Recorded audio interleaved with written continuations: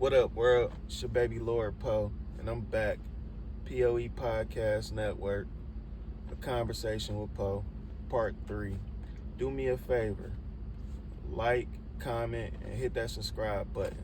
We're on the road to 10K subscribers. I appreciate everybody that's been here from the very beginning, and it's a beautiful thing, man. We're going to pick up right where we left off, man. So, Part 2. We talked about dating, those relationships, and we all know how that's playing out in today's society and everything. We all know that it sucks right now. But today, what I wanted to touch on, we all know the relationships and dating and everything like that. But now, let's go on the flip side. Our friends, the relationships that we carry and everything like that. Now, get a little bit more of a personal touch today. One thing, I grew up with my father here on the east side of Detroit. And one thing my father always tried to drill in my head was friends ain't really friends, just some cool ass people. And you know, I'm gonna paint a picture for us. So between 1997 and 99. Pops had a crib on the east side. We living on 7 Mile in Hoover and Pinewood. Second house off the corner. We in a 2-family flat. We got the upstairs unit. And 97, 98, I'm probably around 6 or 7. You know, moms and pops came to an amicable decision. And like, you know what? It's time for you to go ahead, pack it up, and go be a man. 6 years old. It's time to go be a man. But anyway, shout out to moms. But yeah, moved on the east with pops or whatnot. And pops worked Monday through Friday or whatnot. Had a good job working for the state of Michigan or whatnot. And pretty much on the weekends, you know, he'd bust down the whip. For those who don't know what bust down the whip mean, pretty much backyard, soap, water, bucket, and get the whip clean.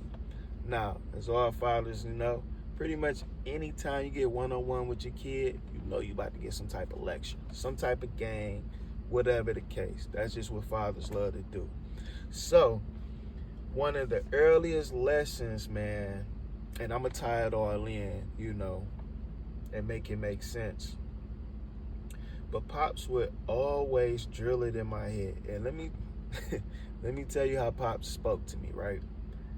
Pops talked to me like I was about 28 years old on my first marriage with a beer in my hand.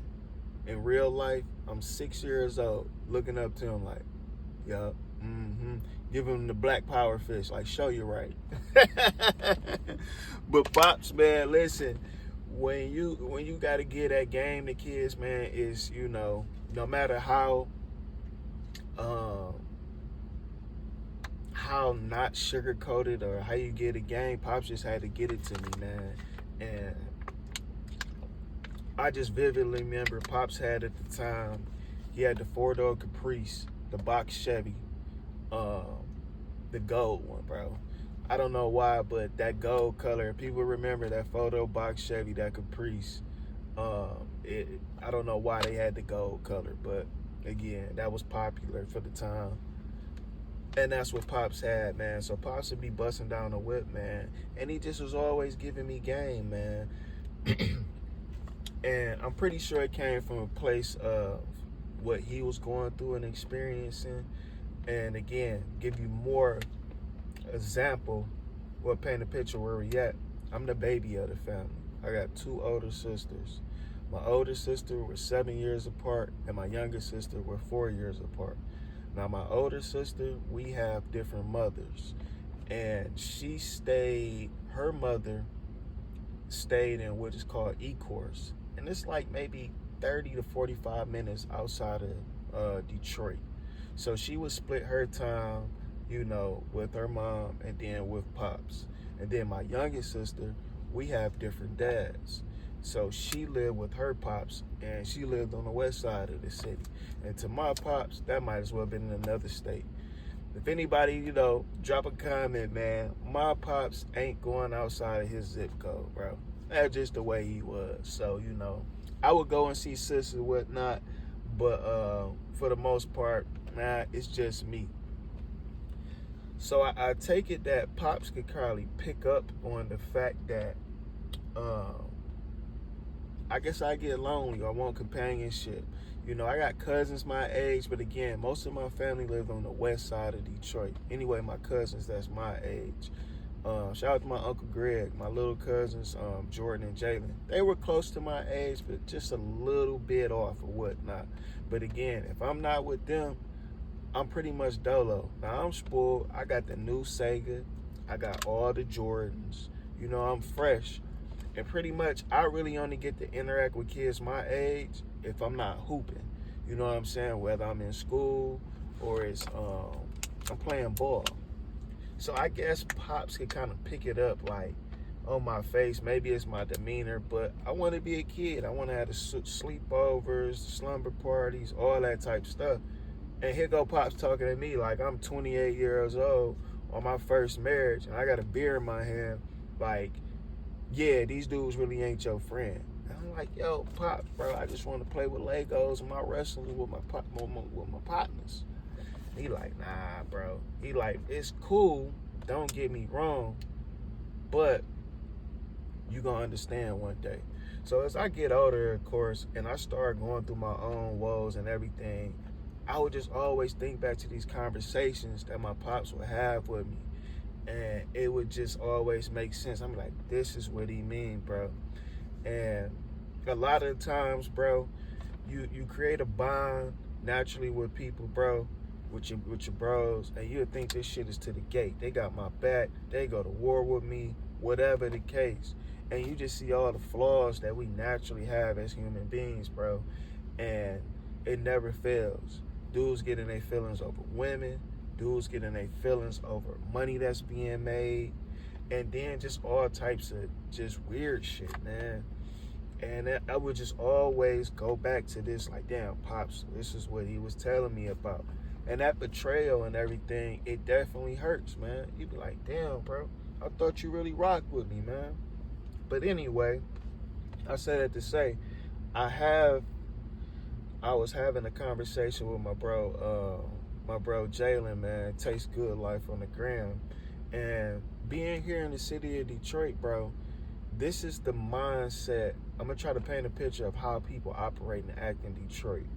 So you have people in Detroit that grow up in certain geographical areas or whatnot, west side, east side, and then you break it down even further than smaller than that into groups. And pretty much the guys that grow up together, that becomes they clique. They end up naming themselves. Pretty much sometimes it's after the streets where they're at, and then that's how that become. Now, excuse me, y'all. Goddamn nose itching. You can naturally get introduced to these different type of people, and then you grow up and have a bond with them as well. But other than that, pretty much everybody in Detroit sticks to themselves. Now, Detroit is very competitive as far as getting money. We known for hustling. Always got some type of good ways that we out here making it happen. But the networking and collaboration damn near doesn't exist at times because everybody wants to be that top dog, bro. You know what I'm saying? Instead of coming together and compiling our resources and making something even bigger, people just really want to compete, bro. And that's cool. It's good to have natural competition, but at the same time, bro, we can all be on a bigger level. But most people don't think like that, bro. And this is the woes that a lot of us experiencing, bro, right now. Especially with economy being challenging, bro. Enough of us are not coming together, sharing ideas and resources, bro, to make it happen, bro. And again, going through those woes, heartbreaks with your bros, a lot of people that end up having good motion, they done been through so much nonsense with people, bro, that they just be so turned off that they kind of self-isolate. Or if you're not already plugged in or get introduced by somebody that's they feel is honorable, it just ain't happening, bro. And that's kind of the mindset of being here in Detroit, bro. And I was just talking to my guy again, my guy Shop Taliban. He out in the A. And I was telling him, bro, it's like you damn near have better working relationships with complete strangers than people that's actually hustling and working the same streets as you, bro, and that you actually know. Straight facts, bro. You know what I'm saying? And that shit is just ass backwards, bro. But I was telling bro, like, I've done some of the best business in my life with complete strangers because there's nothing personal there for somebody to get in their feelings about. You don't know my lady I'm dating. You don't know my personal business. All you know is that we're making good money or we have something good going, and that's the relationship, bro. And it builds off of that. And that's much better than versus your childhood friends who you think you know, but they be secretly building up animosity towards you and envy for whatever reason. A lot of times this shit is silly. And then before y'all can even get something going, or y'all do get something going good, it falls apart because they got these secret feelings about you, bro. So yeah, man, that be the climate of everything right now, bro. And it just kind of sucks, bro. You know, a lot of us need to be coming together, and I'm always an open book with people, bro. You know, either I rock with you or I don't. And if I rock with you, bro, whatever I got access to, you got access to, bro. Let's come together and make it make sense, bro. And a lot of times, I'm always a student of the game, bro. And shout out to my guy Bill Feezy, man. I've been on a lot of Feezy, bro. Good content creator, out of Georgia. He's from the D. He ended up making some bad decisions. Had to go sit down and do some prison time, bro. And he ended up being a part of a structured unit in there. And it just, you listening to all the nonsense that people are getting into. And it's just so hard, bro, to make other grown men really move as one, bro, without all this nonsense, man. So, yeah, man, I just kind of wanted to tie that in today, bro. You know, we spoke on part 2 about actually dating and everything like that. But I feel like it's necessary to touch on the actual bros and trying to have good working friendships with your people, bro. And even that's a challenge, man. So want everybody to do me a favor, get in the comments, you know, share your experience, man.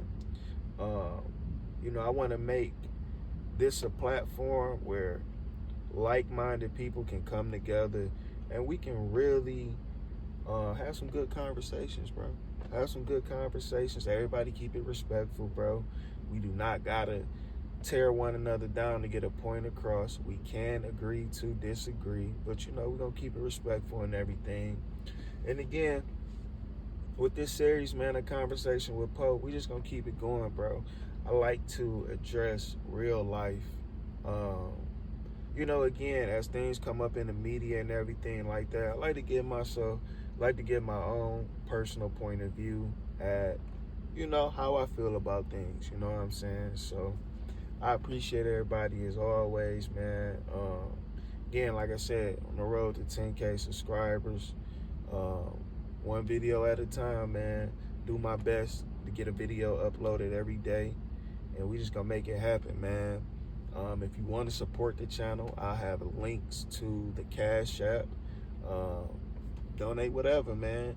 As we get bigger, you know how YouTube operates. When you can finally monetize, you got the watch hour requirements and everything like that. Then you can have the shop and everything. But for now, you can hit the Cash App, links to the Instagram, to the TikTok. And again, we're just going to keep it moving, man. So I appreciate everybody rocking with me early, man. So again, like, comment.